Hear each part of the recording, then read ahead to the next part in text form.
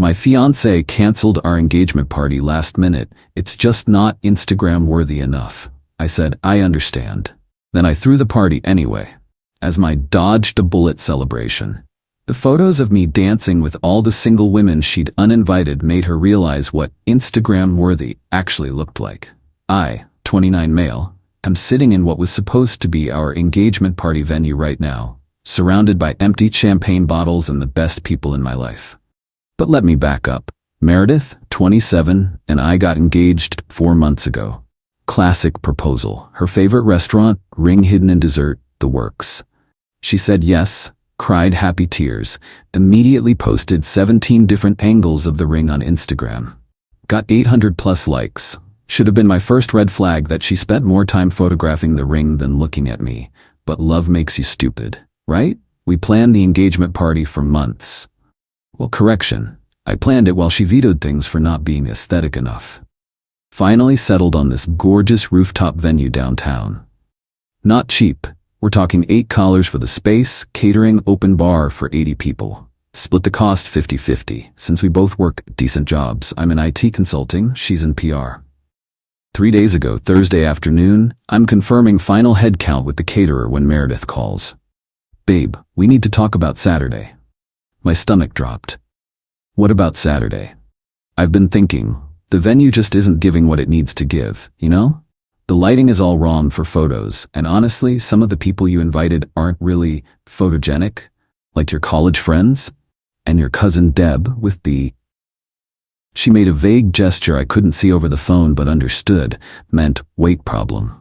Are you seriously suggesting we uninvite people based on their looks?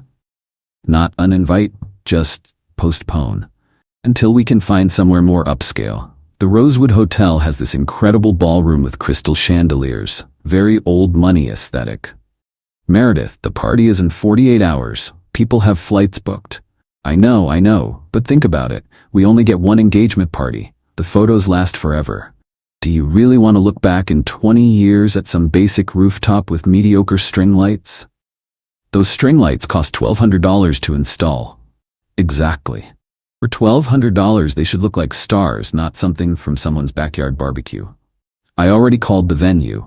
They said we can get a 60% refund if we cancel by tonight. You already called them? I'm being practical. Look, just tell everyone there was a family emergency. We'll reschedule for spring when we can do it right. I sat there, phone in hand, staring at my laptop screen showing 80 confirmed RSVPs. My buddy Jerome flying in from Seattle. My grandmother taking her first flight in a decade, all for a party that wasn't Instagram-worthy enough. You know what? You're right, I said calmly. I'll handle everything. Really? Oh babe, I knew you'd understand. This is why I love you. You get that some things are more important than our friends and family. Got it. I'll take care of it all. She missed the tone completely. Perfect. Can you text everyone? I don't want to deal with the drama. Oh, and maybe don't mention the real reason. Just say venue issues or something. After we hung up, I sat there for maybe 10 minutes. Then I opened my laptop and started typing a group email. Subject, important update, engagement party, this Saturday. Hey everyone, just wanted to let you know there's been a change of plans regarding the engagement party. Meredith has decided the venue isn't Instagram-worthy enough and wants to postpone indefinitely. However, since you've all made plans and I've already paid for everything, I'm throwing a party anyway. Same time, same place, same open bar. Just a different theme. It's now my dodged a bullet celebration. Dress code, whatever makes you feel good. Photogenic not required. See you Saturday. Then I did something petty. I texted Meredith, all handled, everyone's been notified. She replied with 3 heart emojis and, you're the best. Yeah, we'll see about that. Update 1, holy hell, I didn't expect this to blow up. To everyone asking, yes, this is real, and yes, the party happened last night. But first, let me tell you about Friday. Meredith found out about the email around 2 p.m. when her sister Astrid called her screaming. I was at work, phone on silent, when apparently Meredith tried calling me 23 times. Finally, she showed up at my office. Security called up. There's a Miss Meredith here, says it's an emergency. I had them send her up. She stormed into our break room where I was casually eating a sandwich. What the hell did you do? Notified everyone, like you asked. You told them I canceled because of Instagram? I told them the truth. You said the venue wasn't Instagram worthy and the guests weren't photogenic enough. Was I supposed to lie? Yes. My grandmother called me shallow, my own grandmother, and my bridesmaids group chat is literally attacking me right now. I pulled up the chat on her phone that she shoved in my face. It was beautiful. Seriously, Mur? I wasn't photogenic enough? I bought a $300 dress for this. Wait, did you actually say the venue wasn't good enough for photos? That venue is gorgeous. Girl, this is not it. They'll get over it, Meredith said, snatching her phone back. But you need to send another email, say you were joking or angry or something. No, excuse me? I said no, you canceled our engagement party because my friends aren't aesthetic enough for your social media. I'm not lying for you.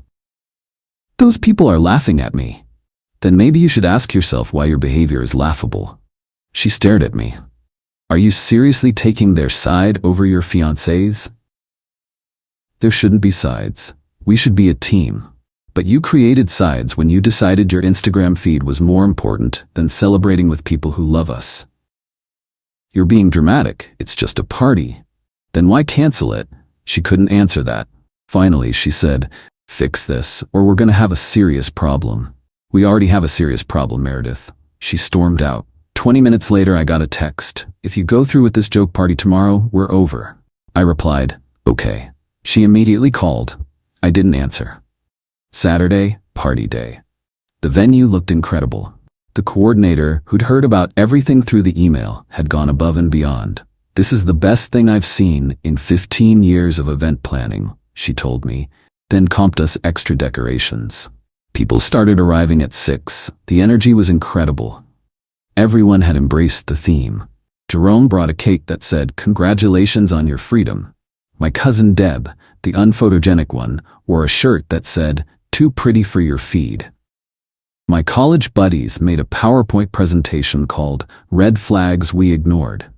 My 72-year-old grandmother showed up in a sequin dress because if I'm not photogenic enough, might as well go all out. But here's the best part. Around 8 p.m., all the single women at the party, and there were quite a few, decided to do a group photo recreating typical bridesmaid poses but with me in the middle instead of a bride. Denise, who'd apparently chosen Team Me in the breakup, was there and posted it immediately with the caption, "When you realize the groom was the catch all along." Within minutes, Meredith was blowing up my phone. I turned it off. The party went until 2 a.m. The DJ, who also heard the story, played Before He Cheats and Thank You Next for free. Everyone shared their own stories of dodging bullets in relationships. My buddy's wife admitted she almost didn't marry him because he wasn't tall enough for her wedding photos, and how stupid she felt about that now. By the end of the night, I'd danced with every unphotogenic person there, taken approximately 200 photos that were about joy, not aesthetics, received 7 phone numbers from friends of friends. Not ready for that, but nice for the ego. Heard from at least 12 people that they never really liked Meredith anyway. Learned that Meredith had apparently asked 3 different bridesmaids to lose weight before the wedding. That last one hit different. Update 2. Sunday morning came with a vengeance, both my hangover and Hurricane Meredith. She showed up at my apartment at 9 a.m. with Astrid and her mom Catherine. I answered the door in yesterday's clothes, probably reeking of whiskey. "You look disgusting," was Meredith's opening line. "Thanks, why are you here?" Catherine pushed forward. "To talk sense into you. How dare you humiliate my daughter like this?" "I didn't humiliate anyone. I told the truth. You turned our family into a laughingstock. Everyone's talking about it. Even my book club saw the photos." Ah yes, the photos. Turns out the party had gone viral in our social circle. The bridesmaid photo with me had over 500 likes. Someone had made a TikTok about the dodged a bullet party concept that got 50K views overnight. The venue had asked if they could use our story for marketing. I said yes. "You need to fix this," Catherine demanded. "Post that you were drunk and angry. Take down those photos and apologize to Meredith publicly." No, and no. Meredith started crying, full theatrical tears. "I just wanted our day to be perfect." "Is that so wrong?" "Perfect for who? You uninvited my cousin because of her weight. You called my college friends unphotogenic. I never said uninvite, I said postpone. Until when? Until they got plastic surgery. Astrid jumped in. You're twisting everything. Mur just has high standards. High standards? Or shallow priorities? Then Meredith made a tactical error. She went for the jugular. At least I have standards. Look at yourself. You're nearly 30, working some mediocre IT job, living in this basic apartment. I was trying to elevate you, to make you someone worth being with. The room went silent. Even Catherine looked uncomfortable. Wow, I said. Thank you for making this so much easier. Get out. We're not done. Yes, we are. The engagement is off. Keep the ring, maybe you can get some good photos with it. Meredith's tears stopped instantly. You can't break up with me. I'm the one who should be breaking up with you. Okay, break up with me then. That's not, you can't just leave. Now, or I call building security. Catherine tried one more time. You're making a huge mistake. No one else will put up with. With what? My mediocre job? My basic apartment? My unphotogenic friends? I'll take my chances. They left, but not before Meredith grabbed my arm. This isn't over. You humiliated me. Everyone thinks I'm some shallow monster. Then prove them wrong. Or prove them right. Your choice, but do it somewhere else. Monday came with new developments. Meredith had gone nuclear on social media, posted a long story about how I'd manipulated the narrative and turned people against her and revealed my true controlling nature. She claimed I threw the party to spite her and that she'd been having doubts for months about my emotional instability. Here's the thing about mutual friends, though. They'd all been at the party. They'd seen the email where she admitted to the Instagram comment. They had screenshots. The comments were brutal. Girl, we were all there. Stop lying. You literally told me last month you wanted Brett to lose 20 pounds before the wedding photos. Didn't you make your sister dye her hair because blonde bridesmaids photographed better? This is embarrassing for you. But my favorite came from Denise. Honey, the only thing he manipulated was that open bar, and we thank him for it. Meredith's response? She started blocking people. Anyone who didn't immediately take her side got cut off. By my count, she blocked about 40 people in 2 days. Then came the voicemails. When I wouldn't answer her calls, she left increasingly unhinged messages. You've ruined my reputation. No one will ever take me seriously again. My influence is gone because of you. She had 3K followers. You'll regret this when you're alone forever. The last one made me laugh. Alone sounded pretty good right about now. Update 3. Yesterday, things got interesting. I got a call from my apartment complex office. Apparently, someone had called in a complaint about excessive noise and parties from my unit. The description matched Saturday's party, which happened at the venue downtown, not my apartment. Then my boss pulled me aside. Someone had sent an anonymous email to our HR department claiming I was unstable and had publicly humiliated a coworker. Meredith doesn't work with me, and suggested I might be a liability to the company culture. My boss, who'd actually been AT the party with his wife, told me not to worry about it, but to document everything. But the real kicker came last night. Meredith's dad, Robert, who'd been suspiciously quiet through all this, texted me. Can we talk? Man to man? I agreed to meet him for coffee this morning. Robert's always been reasonable, so I figured why not. He showed up looking tired. I'm gonna cut to the chase. Meredith wants to sue you for the deposits she put down for the venue. She got a 60% refund when she canceled. I paid for the rest to keep the party going. She says that money was supposed to go toward the new venue. What new venue? She never booked anything. I have texts where she says she wants to postpone indefinitely. He sighed. Look, I know my daughter. I know she can be particular. But this has gotten out of hand. She's talking about defamation, emotional distress, all sorts of legal nonsense. She publicly admitted she canceled because the venue wasn't good enough for photos. That's not defamation, it's her own words. You didn't have to broadcast it to everyone. She asked me to lie to 80 people who'd made plans. I chose honesty. Robert stared into his coffee. Between you and me, Catherine and I never liked how Meredith treated you. The constant criticism, the demands, the way she'd embarrass you in front of people. We hoped marriage would mature her. Marriage doesn't fix people, Robert. No, I suppose it doesn't. He paused. The legal threats are empty. I've told her we won't pay for a lawyer for this nonsense. But she's spiraling. Fired her social media manager because the girl liked one of the party photos. Demanded Astrid cut off anyone who went to your party. She's burning every bridge she has. That's not my problem anymore. No, it's not. But can I ask you something? Was there someone else? Is that why you threw the party? To show off some new girlfriend? I showed him my phone. Look at the party photos. Do you see me with any particular woman? I danced with grandmothers, cousins, friends' wives. This wasn't about revenge or showing off. It was about choosing to celebrate with people who actually care about me, not their Instagram feed. He nodded slowly. You're better off without her. I'm starting to see that. As we left, he shook my hand. For what it's worth, the party looked fun. Catherine was furious she wasn't invited. She would have been if her daughter hadn't canceled it for being insufficiently photogenic. This morning I woke up to find out Meredith had done something truly special. She'd created a Facebook event for a real engagement party scheduled for next month at the Rosewood Hotel, the one with the crystal chandeliers. She'd invited everyone from our original party. The responses were comedic gold.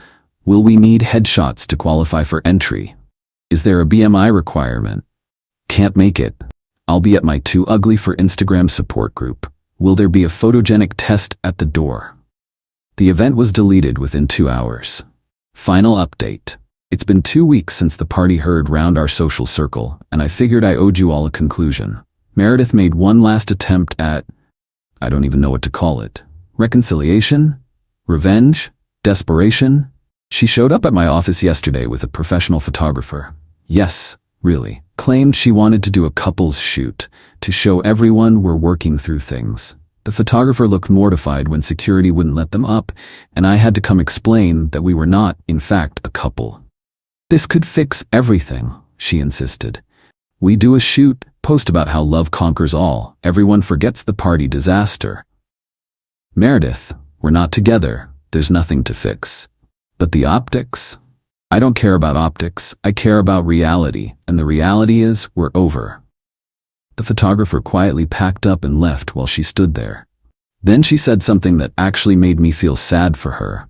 I don't know how to fix this. Everyone's laughing at me. My follower count dropped by 800. Brands won't work with me anymore. You ruined my life over one comment about photos. No, Meredith, you ruined your relationships over prioritizing appearance over authenticity. I just stopped enabling it. She left without another word. The aftermath. The venue has literally created a package called the Dodged Bullet Special for people calling off engagements. I've had 3 different friends ask if they could steal the concept for their own breakup parties. Denise and I have actually become decent friends, purely platonic, before anyone asks. My cousin Deb got asked out by one of my college friends who met her at the party.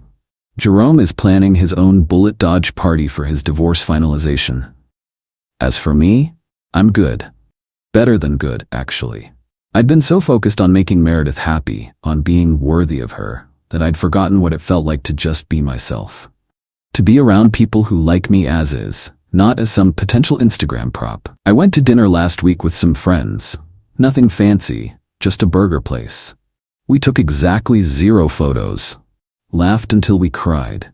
Nobody criticized anyone's appearance or worried about lighting. It was perfect in its imperfection. Meredith's sister Astrid actually reached out yesterday to apologize.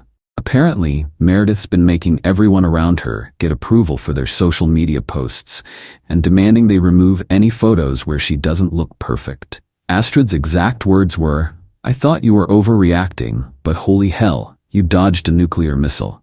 The ring, I'd told her to keep it, but she mailed it back with a note about how it wasn't the cut she'd wanted anyway. I sold it and donated half to a local charity that provides photography services for low-income families. Posted the receipt on Instagram. Petty? Maybe. Satisfying? Absolutely. Looking back, the red flags were everywhere. The way she'd crop people out of photos. The constant retakes. The time she made me change shirts 3 times for a casual coffee date photo.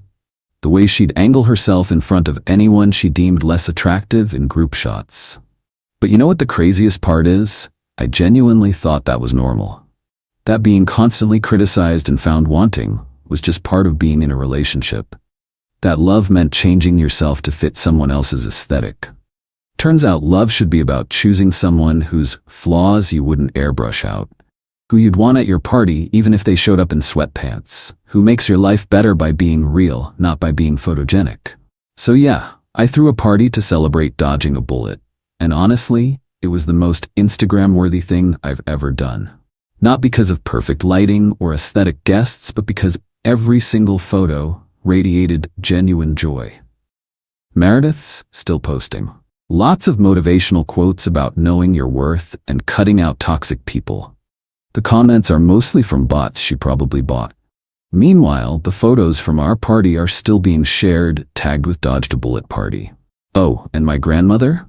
She's informed me she expects an invitation to my next not wedding party. Already has her outfit planned. Worth every penny of that venue deposit. Thanks for following along, Reddit. May all your parties be filled with beautifully unphotogenic people who actually give a damn about you.